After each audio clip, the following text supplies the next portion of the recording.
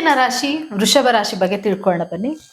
ಮುಂದಿನ ರಾಶಿ ವೃಷಭ ರಾಶಿ. ವೃಷಭ ರಾಶಿಯ ಒಂದು ಮಾಸ ಭವಿಷ್ಯ ಹೇಗಿದೆ ಅಂತ ತಿಳಿಸ್ಕೊಳ್ಳಿ. ಖಂಡಿತವಾಗ್ಲು ನೋಡಿ, ವೃಷಭ ರಾಶಿಯವರಿಗೆ ಒಂದು ಅದ್ಭುತವಾದ ಒಂದು ಸಮಯ. 2026 ಕಂಪ್ಲೀಟ್ ಆಗಿ ಎಲ್ಲಾ ತಿಂಗಳಲ್ಲೂ ಕೂಡ ಅವರಿಗೆ ಒಂದು ಅದ್ಭುತವಾದ ಒಂದು ಸಮಯ ಅಂತಾನೆ ಹೇಳ್ಬೋದು. ಆದ್ರೆ ಜನವರಿ 15 ತನಕ ಮಾತ್ರ ಅವರಿಗೆ ಟೈಮ್ ಚೆನ್ನಾಗಿರ್ಲಿಲ್ಲ. ಯಾಕಂದ್ರೆ ರಾಷ್ಟ್ರಾಧಿಪತಿ 8ನೇ ಮನೇಲಿ ಕುತ್ಕೊಂಡು ಸ್ವಲ್ಪ ಬಾಧೆಗಳನ್ನ ಅನುಭವಿಸಿರ್ತಾರೆ. ಆದ್ರೆ ಫೆಬ್ರವರಿ ಅಂತ ಬಂದಾಗ ಒಂದು ಒಳ್ಳೆ ಸ್ಥಾನದಲ್ಲಿ ಎಲ್ಲಾ ಗ್ರಹಗಳ ಒಂದು ಅಲೈನ್ಮೆಂಟ್ ಆಗಿದೆ ಅವರಿಗೆ ಅಂತ ಹೇಳ್ಬೋದು. 9ನೇ ಮನೆಯಲ್ಲಿ ಎಲ್ಲಾ ಗ್ರಹಗಳು ಅಂದ್ರೆ ಯಾವ್ಯಾವುದು, ಶುಕ್ರ, ಸೂರ್ಯ, ಕುಜ ಮತ್ತೆ ಬುಧ, ಇಷ್ಟು ಗ್ರಹಗಳು ಬಂದು ಇವ್ರಿಗೆ 9ನೇ ಮನೆಯಲ್ಲಿ ಅಲೈನ್ಮೆಂಟ್ ಆಗಿದೆ. ಅಂದ್ರೆ 9ನೇ ಮನೆ ಅನ್ನೋದೇ ಒಂದು ಭಾಗ್ಯಸ್ಥಾನ ಅಂತ ಹೇಳ್ಬೋದು. ಸೊ ಹಾಗಾಗಿ ಅವ್ರಿಗೆ ಏನ್ ಕೆಲ್ಸದಲ್ಲಿ ಕೈ ಇಟ್ರು ಕೂಡ ಯಶಸ್ಸು ಸಿಕ್ಕುತ್ತೆ. ಅವ್ರಿಗೆ ಕೆಲವೊಂದು ಆಲೋಚನೆಗಳಿರುತ್ತೆ, ಇಂತಿಂತ ಕೆಲಸನೇ ಮಾಡ್ಬೇಕು ಅಂತ.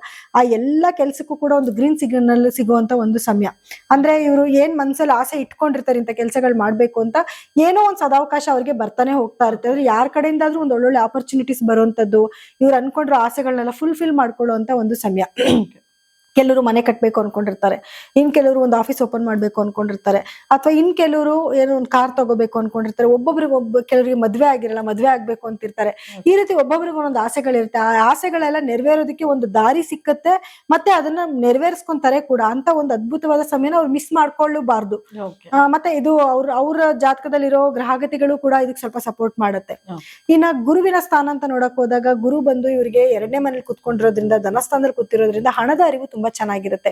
ಇಲ್ಲ ಆಲ್ರೆಡಿ ಕೆಲ್ಸನೂ ಚೆನ್ನಾಗಿ ಬರ್ತಾ ಇದೆ, ಉಳಿತಾಯನೂ ಮಾಡ್ತಾ ಇದ್ದಾರೆ, ಒಳ್ಳೆ ಹಣದ ಅರಿವು ಕೂಡ ತುಂಬಾ ಚೆನ್ನಾಗಿದೆ. ಸೊ ಹಾಗಾಗಿ ಒಂದು ಅದ್ಭುತವಾದ ಸಮಯ ಅಂತಾನೆ ಹೇಳ್ಬೋದು. ಇನ್ನು ಶನಿ ಕೂಡ 11ನೇ ಮನೇಲಿ ಕುತ್ಕೊಂಡು ಇವ್ರಿಗೆ ಭಾಗ್ಯಸ್ಥಾನದಲ್ಲಿ ಕುತ್ಕೊಂಡು, ಅಂದ್ರೆ ಒಂದು ಅದೃಷ್ಟದ ಮನೆ ಅಂತಾನು ಕೂಡ ನಾವು ಹೇಳ್ತೀವಿ. ಆ ಜಾಗದಿಂದ ಅವರಿಗೆ ಒಂದು ಒಳ್ಳೆ ಆಶೀರ್ವಾದನ ಕೊಡ್ತಾನೆ ಇರ್ತಾನೆ. ಅಂದ್ರೆ ಒಳ್ಳೊಳ್ಳೆ ಅವಕಾಶಗಳನ್ನ ತಂದ್ಕೊಡ್ತಾ ಇರ್ತಾನೆ. ಮತ್ತೆ ಇವ್ರಿಗೆ ಹಣ ಸಂಪಾದನೆ ಮಾಡೋದಿಕ್ಕಾಗ್ಲಿ, ಅಥವಾ ಮನೆಯ ನೆಮ್ಮದಿಯಾಗಿ, ಅಂದ್ರೆ ಹಣನೇ ಎಲ್ಲ ಆಗಿರೋದಿಲ್ಲ, ನೆಮ್ಮದಿ ಶಾಂತಿ ಅನ್ನೋದು ತುಂಬಾ ಮುಖ್ಯ ಆಗಿರುತ್ತೆ. ಈ ಎಲ್ಲದಕ್ಕೂ ಕೂಡ ಅವರಿಗೆ ಒಂದು ಒಳ್ಳೆ ಅವಕಾಶಗಳು ಸಿಗ್ತಾನೆ ಹೋಗ್ತಾ ಇರುತ್ತೆ. ಇನ್ನ ರಾಹುವಿನ ಒಂದು ಪ್ರಭಾವ ಅಂತ ನೋಡಿದಾಗ, ಇವರು ಬೇರೆ ಹೊರದೇಶಗಳಿಗೆ ಹೋಗೋದಿಕ್ಕೆ ಸ್ವಲ್ಪ ಸಹಾಯ ಮಾಡ್ತಾನೆ, ಅಥವಾ ಹೊರದೇಶದಿಂದ ದುಡ್ಡು ಬರುವಂತ ಒಂದು ಯೋಗಗಳನ್ನ ಕೂಡ ಕ್ರಿಯೇಟ್ ಮಾಡಿಕೊಡ್ತಾನೆ.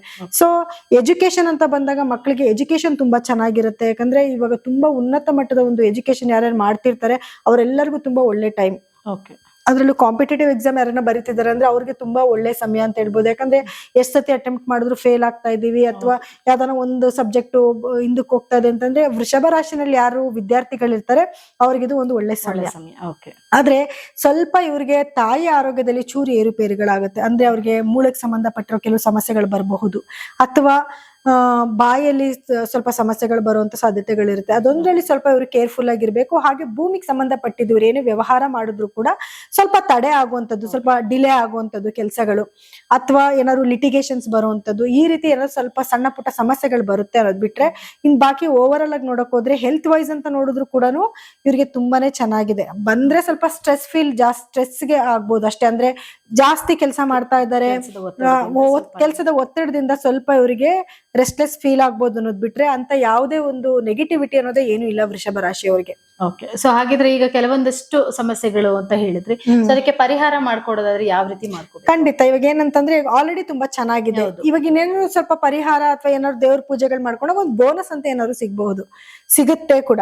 ಇವ್ರು ಏನಂದ್ರೆ, ಮೊದಲನೇದಾಗಿ ಲಕ್ಷ್ಮೀ ದೇವಿ ಆರಾಧನೆ ಜಾಸ್ತಿ ಮಾಡ್ಬೇಕಾಗತ್ತೆ. ಲಕ್ಷ್ಮೀ ದೇವಿಗೆ ಸ್ವಲ್ಪ ಮಲ್ಲಿಗೆ ಹೂವು ಅಥವಾ ಪರಿಮಳ ಇರುವಂತ ಯಾವ್ದಾದ್ರು ಹೂವನ್ನ ಅರ್ಪಿಸಿ ಪೂಜೆ ಮಾಡೋದು, ಅಥವಾ ಶುಕ್ರ ಗ್ರಹದ ಬೀಜ ಮಂತ್ರನ ಪಠನೆ ಮಾಡ್ಕೊಳ್ಳುವಂಥದ್ದು. ಶನಿವಾರ ಸ್ವಲ್ಪ ದಾನ ಧರ್ಮ ಮಾಡುವಂಥದ್ದು, ಅಂದ್ರೆ ಸಂಜೆ 5 ಗಂಟೆ ನಂತರ ಏನಾದ್ರು ದಾನ ಮಾಡುವಂಥದ್ದು. ಮತ್ತೆ ಗುರುಗಳ ದೇವಸ್ಥಾನಕ್ಕೆ ಹೋಗೋದು, ಗುರುವಿನ ಆರಾಧನೆ ಜಾಸ್ತಿ ಮಾಡುವಂಥದ್ದು. ಇದೆಲ್ಲ ಮಾಡ್ಕೊಳ್ಳೋದ್ರಿಂದ ಏನಾಗುತ್ತೆ, ಅವ್ರಿಗೆ ಇನ್ನೊಂದಷ್ಟು ಅಭಿವೃದ್ಧಿ ಚೆನ್ನಾಗಾಗತ್ತೆ. ಮತ್ತೆ ನಾನು ಹೇಳ್ದೆ, ಅವ್ರ ತಾಯಿಯ ಆರೋಗ್ಯದಲ್ಲಿ ಸ್ವಲ್ಪ ಸಮಸ್ಯೆಗಳು ಬರುತ್ತೆ ಅಂತ, ಸ್ವಲ್ಪ ಭೂಮಿಗೆ ಸಂಬಂಧಪಟ್ಟಿದ್ದು. ಸ್ವಲ್ಪ ಇವ್ರೇನ್ರು ಸುಬ್ರಹ್ಮಣ್ಯ ಸ್ವಾಮಿ ದೇವಸ್ಥಾನಕ್ಕೆ ಹೋಗಿ ಪ್ರತಿ ಮಂಗಳವಾರ ದಿವಸ ಇವ್ರ ಹೆಸರು ಒಂದು ಅರ್ಚನೆ ಮಾಡಿಸ್ಕೊಂಡ್ ಬರ್ಲಿ. ಎರಡನೇದೇನು ಅಂತಂದ್ರೆ, ಸ್ವಲ್ಪ ಬೀದಿ ನಾಯಿಗಳಿಗೆ ಆಹಾರನ ಅರ್ಪಿಸ್ಲಿ. ಸೊ ಈ ಒಂದ್ ಏನ್ ಸ್ವಲ್ಪ ನೆಗೆಟಿವಿಟಿ ಇದೆ ಅದರಿಂದ ಸ್ವಲ್ಪ ಇವ್ರು ಈಚೆ ಬರ್ಬೋದು. ನೋಡಿದ್ರಲ್ಲ ವೀಕ್ಷಕರೇ, ಈ ಒಂದು ವೃಷಭ ರಾಶಿಯ ಒಂದು ಮಾಸ ಭವಿಷ್ಯ ಹೇಗಿತ್ತು ಅಂತ. ಹಾಗಿದ್ರೆ ಬನ್ನಿ ಮುಂದಿನ ರಾಶಿ ಬಗ್ಗೆ ತಿಳ್ಕೊಳ್ಳೋಣ.